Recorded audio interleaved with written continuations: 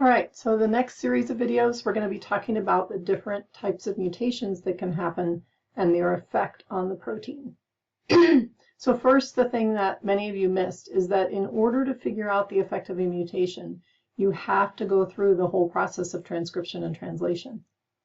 The effect of the mutation is seen in the protein sequence. Okay, so here we have the same exact sequence that we did before. Remember, we had the DNA, we copied the template strand to an RNA, and then we translated that RNA to find out the sequence was met arg-CR. But what if that same sequence had a mutation? So what if the DNA, instead of having an A at this position right here in the coding strand and the T in the template strand, what if that got mutated so that the DNA has a C and G pair at that location?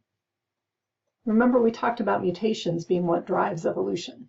Mutations happen all the time, and what a mutation does is it changes the sequence of the DNA. So mutations happen at the level of the DNA. When the cell goes to make an RNA from this DNA sequence, it doesn't know there's a mutation there. It simply copies the template strand, just as it did before. So if you look at these RNAs, you see they're identical, except where here there's an A in the pink box.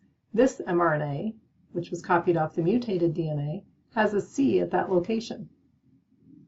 So all the cell does is transcribe what's there, but if there's a mistake, then that mistake gets copied to the RNA.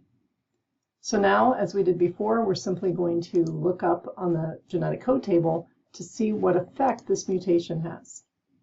So the AUG didn't get affected at all. So there we're going to have, as before, we're going to have a methionine.